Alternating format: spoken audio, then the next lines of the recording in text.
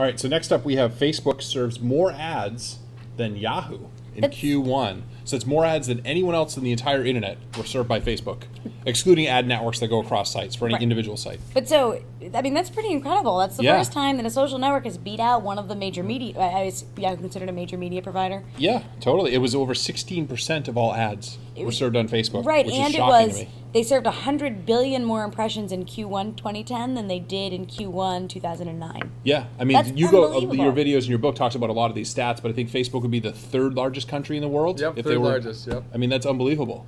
No, it's crazy. And what this points out, too, is the business cycles are a lot shorter. It's kind of, when I worked at Yahoo, it's kind of a sad day for me. It's exciting because there's social media, so it's kind of bittersweet, but it's also looking at Yahoo, okay, sun's setting a little bit. They'll see if they turn around on that side of things. But that's also showing just how quick this space moves. And if you look at the two videos, that's why I had to redo it, because it used to say the fourth largest just 5 or 6 months ago. And so you had to redo a lot of the stats. That's how quick this stuff's moving. It definitely is. And what's also really interesting about this is all of these ads are being served up. But Mike, you've used Facebook ads, and have they worked for you?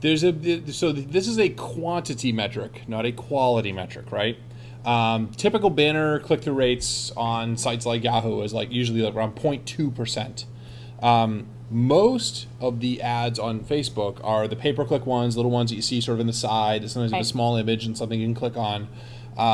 The click-through rate on those tends to be more in the 0.02%, 0.01% click-through rate. So the click-through rate for, I would say in general, Yahoo is 10 times higher. So it's interesting about the quantity of ads versus the quality and how much traffic they're actually driving, what the engagement is with those ads. And I think that says a couple things. First, I think it says that this doesn't necessarily mean that Yahoo's business model is as sort of bunk as you might sort of say by quickly looking at the stat.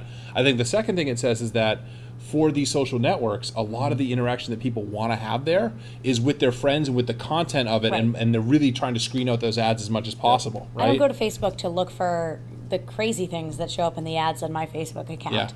That's not ever why I'm there. They're always really weird ads too. I don't know what interests you have set in your profile, Karen. I don't have interests set in my profile. I think all they know is that I'm a female. I'm the age of, late 20s-ish, and they show me this crazy stuff. I want to find out what that is, but yeah.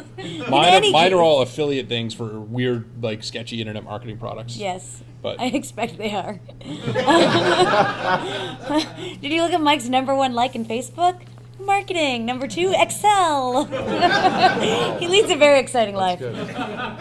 Sorry, you asked for it. But I think it's interesting from the Facebook standpoint side of things is that, they're profitable. They're making money. They're serving tons of ads, and it works for some folks. But really, I think down the line, and down the line meaning 1 to 2 years from now, is really it's all the social commerce piece.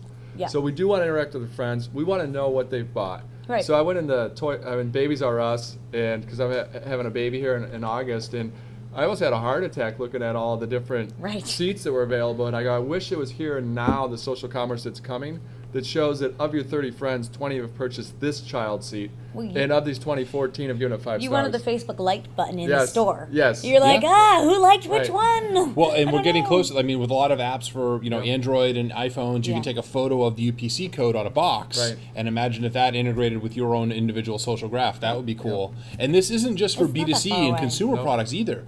People want to know how many of their friends have bought HubSpot or evaluated HubSpot, and do they like it, and what do they like about it, things like that. This translates to all markets. This is not just a B2C thing, and more that social graph is coming into commercial transactions. You talk about, you call it social omics. No, sorry, social commerce, right? Right, which now is the more popular term, social commerce. Yes, totally. But you were I was trying to be cool and have a different term, and it's no, social commerce is better. It worked for me. And it'll be interesting to see how that plays out, because you mentioned B2B, because if we look again, history repeats itself because no one listens the first time.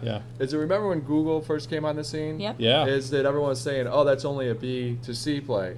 Because there's going to be all these different search engines that are B2B. Well, as we saw, is that humans work at companies. So if they're used to using Google here as a consumer, they're going to use it when they're in their businesses. So the same thing applies to social media.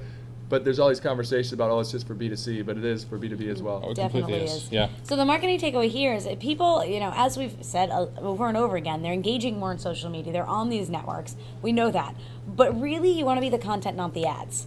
they're seeing tons of ads, but they don't get really high click-through rates. So if you create great content on those social networks, you do a lot better. Yeah, like I don't think what drove a lot of the views of your video was like ads for the video on Facebook. It was like creating the video and then sharing that with people on YouTube and Facebook and Twitter and all these other networks. Yeah. No, definitely. I mean, in the inbound marketing book from the founders of HubSpot, is it talks specifically to that. That's what the videos are. It's inbound marketing. It's creating content that people can repurpose. Exactly. And when you do that, always look from the consumer side. It's when I pushed it out, the publisher said, you didn't put our name on there, you didn't put the book front and center. And it's like, no, what's front and center is the statistics, and we need to provide something of value. And that's the difference between getting a ton of views and getting like a couple hundred views, right? That's really, really that big difference. We talk about that a lot in terms of identifying those buyer personas and then creating the content for them and thinking of yourself as like a publisher. That's exactly right. Very true.